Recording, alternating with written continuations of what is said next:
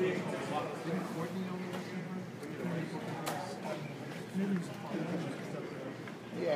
thanks for last night. I know worse.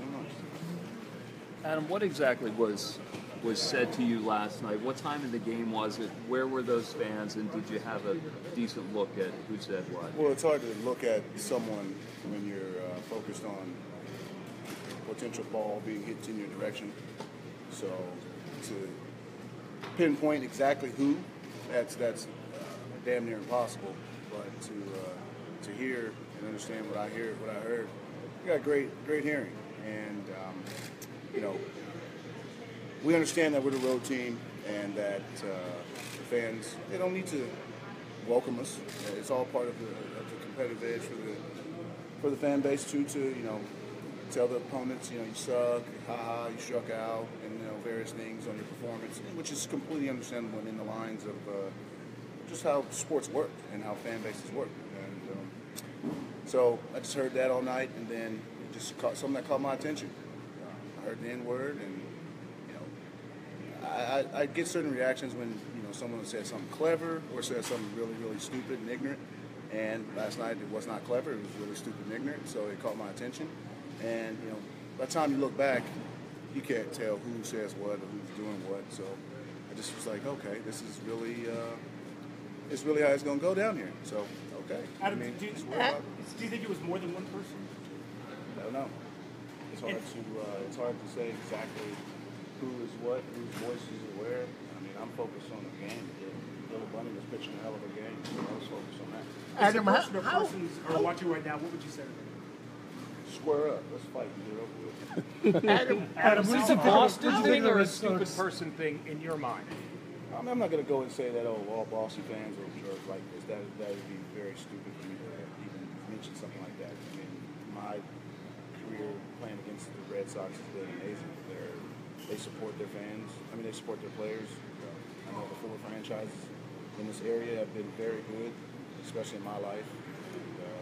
So they expect winning in the New England area, which is understandable, and they're very competitive as a fan base, which is completely understandable also. But just things like this, they just don't have a place in the game. I thought we moved past that a long time ago, but obviously with what's going on in the real world, things like this, people are outraged and speaking up at an alarming rate, and it's unfortunate that I had to be involved with it.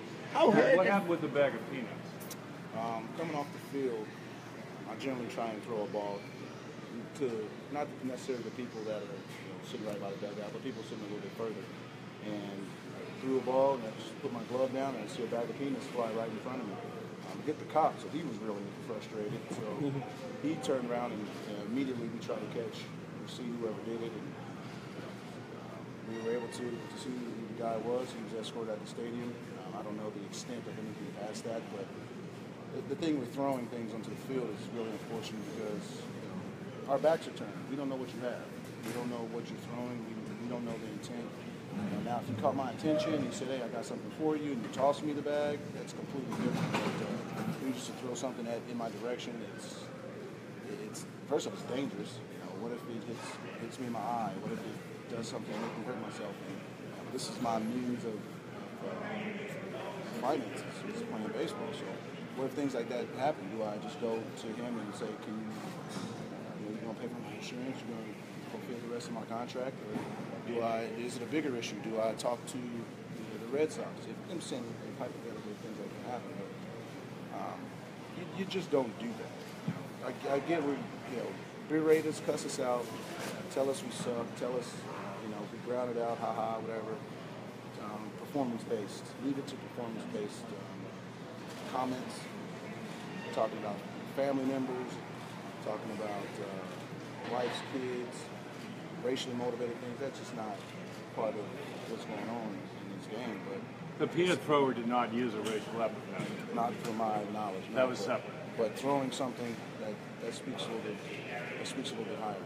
Adam, you were seen on television.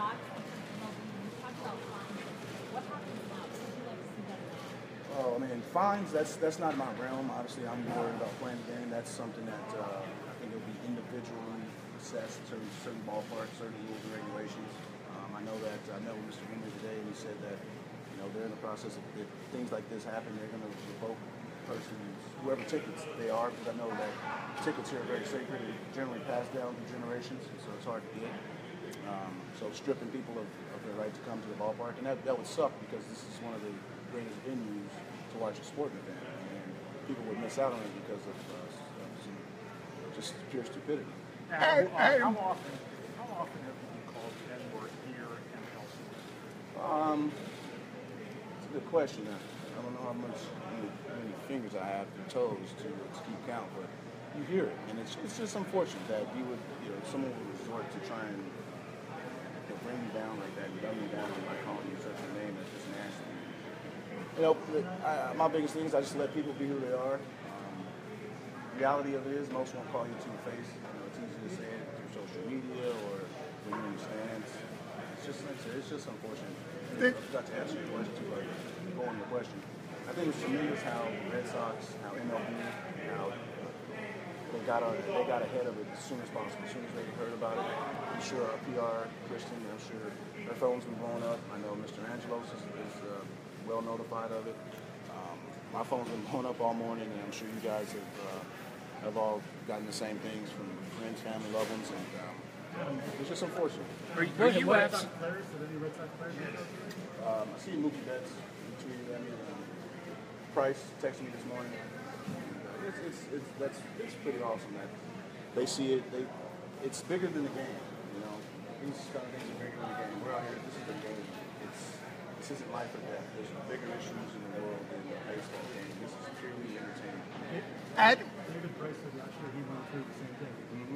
That's unfortunate. I've seen that. He was struggling in the playoffs. Playoffs is hard to do well in, and they just berated him and called him all kind of nasty things. It just makes no sense, and it just shows part of it's individual's upbringing, part of it's you never know what's going on in their personal life. They could be personally frustrated that day. I don't know. I got my own issues, so like I said, it's just completely unfortunate that these kind of things still happen. Adam, how much do you appreciate Mr. Henry talking to you? I appreciated that greatly. Like I said, for Mr. Henry to take his time out to come and talk to me and Buck, to get ahead of it, to implement more security, to just try and find a resolve to it. And the hardest thing is to find a resolve, because it's a sporting event. It's 40,000 people here. It's hard to nitpick and to pick out a few people who decide to be ignorant. So I just like and appreciate what he come in and talk to me face to face instead of calling me or via text. He came face to face and expressed his disgust, and he apologized on behalf of the whole city. Adam, what was particularly frustrating in the sense that you're a star player on a contending team, you're a quality human being, you're a pillar in the community. Thank you. Well, I know you. And then just to have some ignorant people do whatever they do, it has to be particularly frustrating because of who you are as a person. Right. It just sucks. I heard a Bill Russell story today, and Bill Russell won 11 championships here, and things that I heard that happened to him based solely on his skin color. It's unfortunate, man. Like I said, I think that you get away from that, especially being in sports. You come across all walks of life. You get to change not just my life, but I get to change other people's lives and outlooks on life. But for something like this, it just shows that people still live in their own world. They still have their own views, obviously, and some people like to express hatred towards another person and another group. So, Would you say you hear more of it in Boston than other cities? I'm not going to say nitpick and just say here's bad, but there's a long history of these kind of incidents in Boston, and I've spoken with various players of different eras, and a lot of the things that they told me I can't say. Well, Bill Russell was 50 years ago, but you're saying things haven't changed that much in Boston. I think an important thing for everybody to do is go ask the African Americans of the last 50 years that played baseball in this city and ask them how they were treated. What does David Ortiz say? He's a buddy of yours, right? Yeah, I haven't spoke with him yet. So he's busy. He's only doing sketching commercials. Adam, what would you like the reaction to be tonight? I don't care. Boo me. I mean, treat me as it's Orioles, Red Sox. I don't want any special treatment. I don't need any special treatment. Treat me as normal. Just keep the racist stuff out of there. Boo me, tell me I suck. Please, that's what I personally want, because that's how the game is supposed to be. That's how the competitiveness is supposed to be. I don't want no love, no support. I don't need all that stuff. I just want the fans to be normal and enjoy themselves. Be cheering on your team, but be respectful of where you're at. You got little kids around you. That's the biggest thing is when you hear these kind of things. There's kids around. I got 2 little boys. I don't want my kids here. I got nieces and nephews that are 10 and 11. How do I explain things like this to them? So I think just watch your surroundings, and as Red Sox fans, enjoy the game, cheer on your team, boo the Orioles, please, and enjoy yourself. Have a couple of pops. Are you actually continue, Adam, or does this, in your eyes, put it to rest? Well, nothing's at rest when it comes to race. Let's be honest with ourselves. It's been going on for a long, long time, way before I've been in baseball, way before I was alive. So it's all about having a conversation. Once you have the dialogue, that means you can work towards a resolve. And I think with the dialogue, we can work towards something. And he said, this ain't the only place that it's like that. We seen last year in the wild card game, Kim got a whole can of beer thrown at him. Now, just imagine if that hit him in the head. Whole can of beer being thrown from 60 feet away, 20 feet in the air. I'm not a physics major, but I know velocity was coming hot. And just imagine if that hit him in his head. He can't play baseball the rest of his life. Or he gets a brain hemorrhage. What do you do then? Just kick the guy out? Oh. I think people need to be held to a higher accountability factor. And you can't come to a major league game, football game, basketball game, any game, and try and hurt the player. You spent your hard-earned money to go watch the entertainment. Now, like I said, boo him. Boo the player. But that's well in your right. That's part of it. We don't mind that, but never try and make it more than what it is. What inning did you hear the N-word? Was it more than one inning? What? I wish you guys just wear my shoes for 24 hours. They're comfortable. So you don't recall what inning or exact innings, exact times.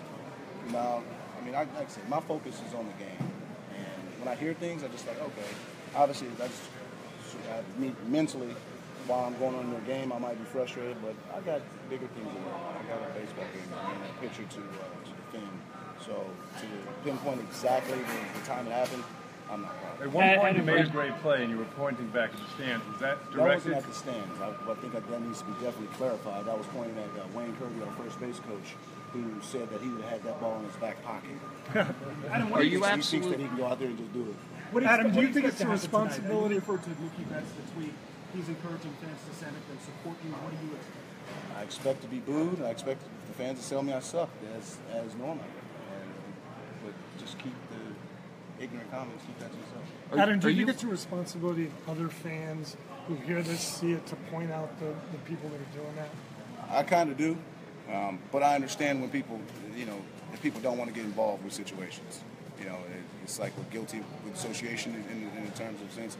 If I was at a game and I heard somebody just cussing out a player, I would 100% get up and say, hey, man, what are you doing?